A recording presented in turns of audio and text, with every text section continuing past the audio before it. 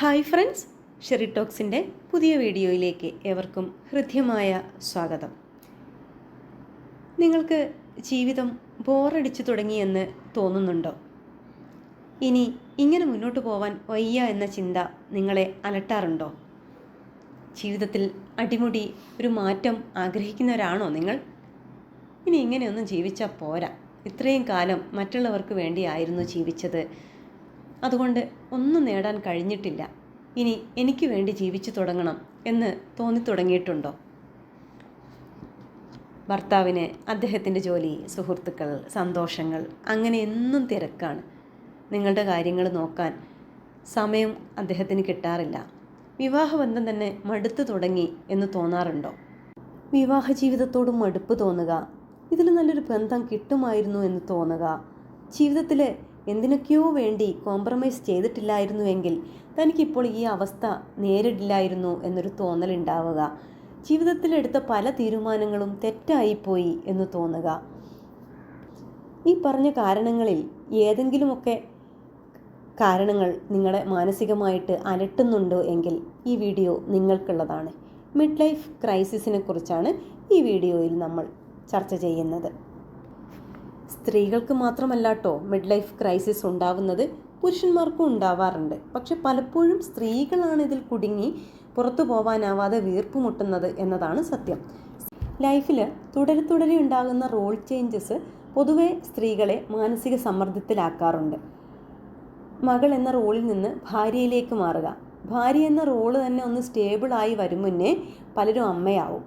ഒരു കുഞ്ഞിനെ തന്നെ പ്രോപ്പറായിട്ട് കെയർ ചെയ്യാൻ കഴിയാതെ സ്ട്രെസ്ഡ് ആയി നിൽക്കുമ്പോഴായിരിക്കും നെക്സ്റ്റ് പ്രഗ്നൻസി. സെയിം ടൈമിൽ തന്നെ ഉണ്ടാകുന്ന ഫിനാൻഷ്യൽ ക്രൈസിസ്, അതേപോലെ ജോലി ചെയ്യുന്നവരാണെങ്കിൽ ജോലിയും ലൈഫും കൂട്ടിമുട്ടിക്കാൻ എടുക്കേണ്ടി വരുന്ന സ്ട്രഗിൾസ്, ഈ സമയത്ത് തന്നെ മേ ബി ഈ നമ്മളുടെ പാരൻസ് ഒരു രോഗാവസ്ഥയിലേക്കൊക്കെ പോകുന്ന സമയം കൂടെയാവും. അപ്പോൾ അവരെ കൂടുതൽ കെയർ ചെയ്യാൻ കഴിയാത്തൊരവസ്ഥയിലേക്ക് നമ്മൾ എത്തിപ്പെടും. ഓരോ കാര്യങ്ങളും കൂടുതൽ സ്ത്രീകളെ മാനസികമായിട്ട് സമ്മർദ്ദത്തിൽ ആഴ്ത്തുന്ന കാര്യങ്ങൾ ഇങ്ങനെ നിരന്തരം സംഭവിച്ചുകൊണ്ടിരിക്കും. ഇതിൽ ഇൻവോൾവ് ചെയ്ത് 24 hours ഇതിന് പിന്നാലെ ഇങ്ങനെ ജീവിക്കുമ്പോഴായിരിക്കും കുഞ്ഞുങ്ങൾ പതിയെ വലുതാവുന്നതും അവർ ഇൻഡിപെൻഡൻ്റായിട്ട് ജീവിക്കാൻ അവരുടെ തിരക്കുകളിലേക്ക്, അവർക്ക് അമ്മയുടെ ആവശ്യം അമ്മ ഇല്ലെങ്കിലും അമ്മയുടെ ഇടപെടലുകളില്ലെങ്കിലും സ്വതന്ത്രമായിട്ട് ജീവിക്കാം എന്ന തരത്തിലേക്ക് മക്കൾ വളർന്നു കഴിയും. ഭർത്താവും അദ്ദേഹത്തിൻ്റെ ജോലിയും തിരക്കുകളുമായിട്ട് എൻഗേജ്ഡ് ആവും. ആ സമയത്ത് സ്ത്രീകൾ വല്ലാത്തൊരു ഒറ്റപ്പെടൽ, ഒന്നും ചെയ്യാനില്ലാത്ത ഒരു ശൂന്യതയിലേക്ക് അകപ്പെട്ടു പോകും. ഇനി ഞാൻ എന്തിനു വേണ്ടി, ആർക്കു വേണ്ടി ജീവിക്കണം എന്നൊരു തോന്നൽ വരും. ഇതിൻ്റെയൊക്കെ പിന്നിൽ വില്ലനാവുന്നത് പലപ്പോഴും സ്ത്രീകളിൽ നിരന്തരം ഉണ്ടാവുന്ന ഹോർമോൺ ചേഞ്ചസ് കൂടെയാണ്. ചില സ്ത്രീകൾക്ക് pre menstrual syndrome, post menstrual syndrome ഒക്കെ വളരെ ശക്തമായിട്ട് അനുഭവപ്പെടാറുണ്ട്. പലർക്കും പലതരത്തിലുള്ള മാനസിക പ്രശ്നങ്ങൾ ഈ PMSൻ്റെ ടൈമിൽ ഉണ്ടാവാറുണ്ട്. പലരും അതിനെ ഇത്തരത്തിൽ തിരിച്ചറിയുന്നില്ല എന്നതാണ് സത്യം. ഓവുലേഷൻ ടൈം മുതൽ പീരിയഡ്സിൻ്റെ ടൈം വരെയാണ് ഈ പ്രീ മെൻസ്ട്രൽ സിൻഡ്രത്തിൻ്റെ സമയം. ആ സമയത്ത് ചിലർക്ക് ഒരു കാരണവുമില്ലാതെ കരച്ചിൽ വരും, ചിലർക്ക് ദേഷ്യം വരും, തൊട്ടതിനും പിടിച്ചതിനും ഒക്കെ സങ്കടവും കോപവും ഒക്കെ വരും. ചെറിയ കാര്യങ്ങൾക്ക് പോലും ഓവറായിട്ട് റിയാക്ട് ചെയ്യും. എന്തുകൊണ്ടാണ് ഇത്തരത്തിൽ പെരുമാറുന്നത് എന്ന് മറ്റുള്ളവർക്ക് മനസ്സിലാവില്ല. ഇങ്ങനെ ഒരു ഓവർ റിയാക്ട് ചെയ്ത് ഒരു വീട്ടിലൊരു പ്രശ്നമൊക്കെ ഉണ്ടായി, നമ്മൾ അത് വേണ്ടായിരുന്നു, നമ്മൾ നോർമലായി മെൻസ്ട്രേഷനൊക്കെ കഴിഞ്ഞ് നോർമലായിട്ട് വന്ന് ഈ ഒരു പ്രശ്നത്തിൽ നിന്നൊക്കെ പുറത്ത് കിടക്കാൻ തുടങ്ങുമ്പോഴേക്ക് അടുത്ത മാസത്തെ പീരിയഡ്സ് സ്റ്റാർട്ട് ചെയ്യാനുള്ള സമയമായിട്ടുണ്ടാവും. അപ്പോൾ പൊതുവേ ഈ ഒരു സ്ത്രീ ഇത്തരത്തിലൊരു പ്രശ്നക്കാരിയാണ്. കാരണം എല്ലാ മാസത്തിലും അവർ ഇതേപോലെ പ്രശ്നങ്ങൾ ഉണ്ടാക്കുന്നുണ്ട്. അതിൻ്റെ ഒരു കാരണം എന്തെന്ന് മനസ്സിലാക്കാതെ, ഇപ്പം ഭർത്താവായാലും കുട്ടികളായെങ്കിലും ഉമ്മ ഒരു എപ്പോഴും ഇങ്ങനെയാണ്, പൊട്ടിത്തെറിച്ചുകൊണ്ടാണ് എന്ന് പറഞ്ഞ് അതങ്ങ് ബ്രാൻഡ് ചെയ്യപ്പെടും. കാരണം എന്തുകൊണ്ടാണെന്ന് പലപ്പോഴും സ്ത്രീകൾ പോലും, അവർക്ക് പോലും അറിയില്ല, നമുക്ക് പോലും അറിയില്ല എന്തുകൊണ്ടാണ്. നിങ്ങൾക്ക് പലർക്കും ഈ PMS എന്താണെന്ന് കേട്ടിട്ടുണ്ടാവില്ല. അപ്പോൾ നമ്മൾ ഇതിനെക്കുറിച്ചൊക്കെ അവെയർ ആവുക. ഒരു ഡേറ്റ് വരുമ്പം എൻ്റെ ഓവുലേഷൻ ടൈം മുതൽ പീരീഡ്സ് സ്റ്റാർട്ട് ചെയ്യുന്നത് വരെ ഈ ഒരു മൂഡ് സ്വിങ്സ് ഉണ്ടാവാൻ സാധ്യതയുണ്ട്, ഓവർ റിയാക്റ്റ് ചെയ്യാനുള്ള സാധ്യതയുണ്ട്. അപ്പോൾ ഒരു പ്രശ്നത്തിനോട് നമ്മൾ എങ്ങനെയായിരിക്കും പ്രതികരിക്കുക എന്ന് നമ്മളും നമ്മളുടെ പ്രിയപ്പെട്ടവരോട് നമുക്ക് പറയാം. ഇങ്ങനെ എനിക്ക് മൂഡ് സ്വിങ്സ് ഉണ്ടാകുന്ന ഒരു സമയമാണ്, അപ്പോൾ എൻ്റെ അടുത്ത് നിന്ന് ഇതേ പ്രതീക്ഷിക്കാവോ എന്ന് പറഞ്ഞ് നമ്മളൊരു അവയർനെസ്സോട് കൂടെ കാര്യങ്ങളെ സ്വീകരിക്കുകയാണെങ്കിൽ ഇതൊക്കെ ഒരു പരിധി വരെ നമുക്ക് തന്നെ മാനേജ് ചെയ്യാൻ പറ്റുന്നതേ ഉള്ളൂ.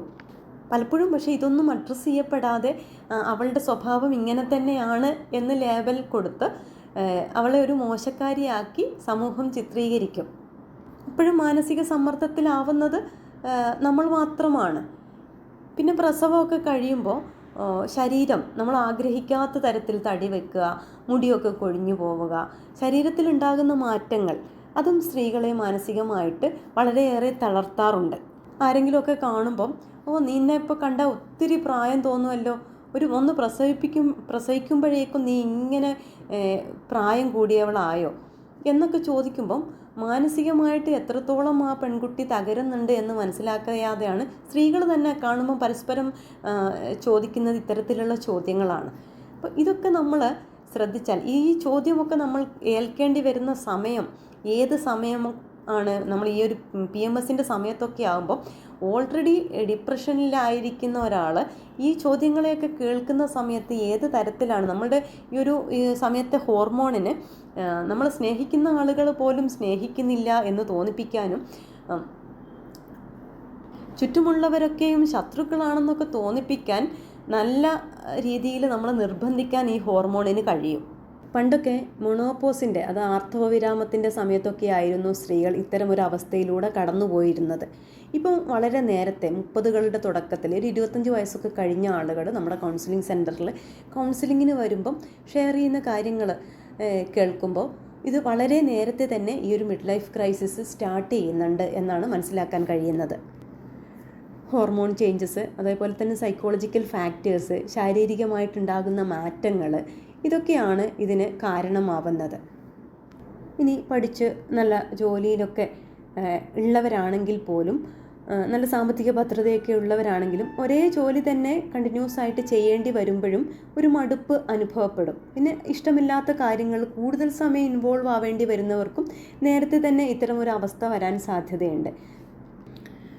സ്വന്തത്തെ പഴിച്ച് പങ്കാളികൾക്കും മക്കൾക്കും വീട്ടിലുള്ള മറ്റുള്ളവർക്കുമെല്ലാം ഒരു പ്രശ്നക്കാരിയായിട്ട് മാറുക, ഇതിനു പകരം നമ്മളുടെ അവസ്ഥയെ കൃത്യമായിട്ട് മനസ്സിലാക്കുക എന്നുള്ളതാണ് ഇതിനൊരു പ്രതിവിധി.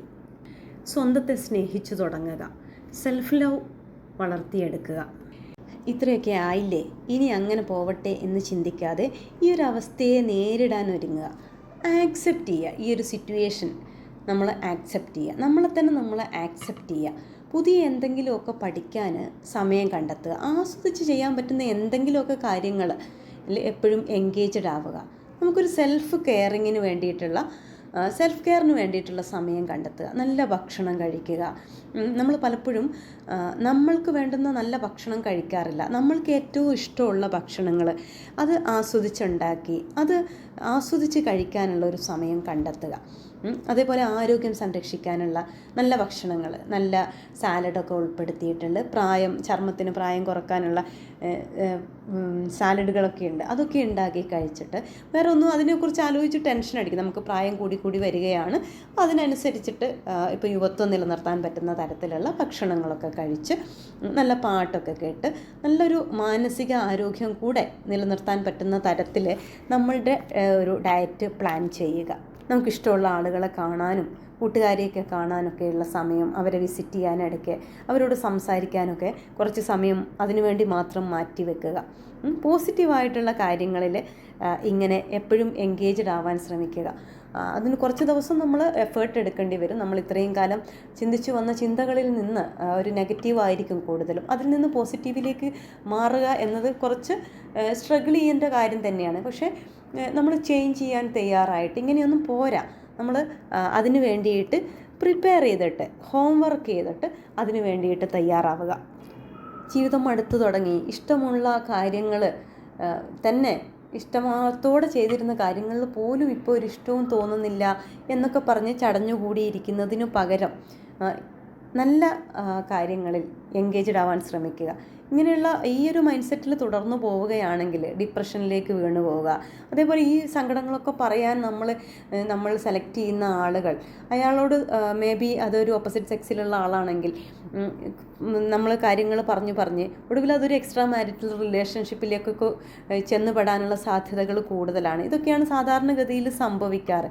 അതേപോലെ അൺഹെൽത്തി റിലേഷൻഷിപ്പിലൊന്നും പോവാതെ നമ്മളുടെ റിലേഷൻഷിപ്പ്, നമ്മളുടെ ബന്ധങ്ങൾ തന്നെ ഒന്നും കൂടി ഊതുമിനുക്കിയെടുത്ത് നല്ല രീതിയിൽ ജീവിക്കാൻ നമുക്ക് കഴിയും. നമുക്കെല്ലാം നഷ്ടപ്പെട്ടതൊക്കെ വീണ്ടെടുക്കാൻ കഴിയും.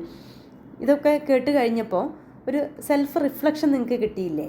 ഇനി ഇതൊന്ന് റിയലൈസ് ചെയ്താൽ മാത്രം മതി. ഇനി അങ്ങോട്ട് എന്തൊക്കെ മാറ്റങ്ങൾ വരുത്തിയാൽ നമുക്ക് ഈ ഒരു സ്ട്രഗിളിൽ നിന്ന്, ഈ ഒരു ക്രൈസിസിൽ നിന്ന് വളരെ സ്മൂത്തായിട്ട് നമുക്കിതിനെ ഓവർകം ചെയ്യാൻ സാധിക്കും എന്ന് നിങ്ങൾക്ക് തന്നെ മനസ്സിലാവും. നിങ്ങളുടെ പ്രശ്നങ്ങൾ നിങ്ങൾ തന്നെ ഒന്ന് റിയലൈസ് ചെയ്യുക. എന്നിട്ട് അതിനനുസരിച്ചിട്ടുള്ള തീരുമാനങ്ങൾ എടുക്കുക. ഈ വീഡിയോൻ്റെ ലെങ്ത്ത് കൂടി പോകുന്നത് കൊണ്ട് ഇതിവിടെ വൈൻഡപ്പ് ചെയ്യാണ്. എല്ലാവർക്കും നല്ലൊരു ദിനം ആശംസിക്കുന്നു, നല്ലൊരു ജീവിതം ആശംസിക്കുന്നു. നമുക്ക് വീണ്ടും കാണാം.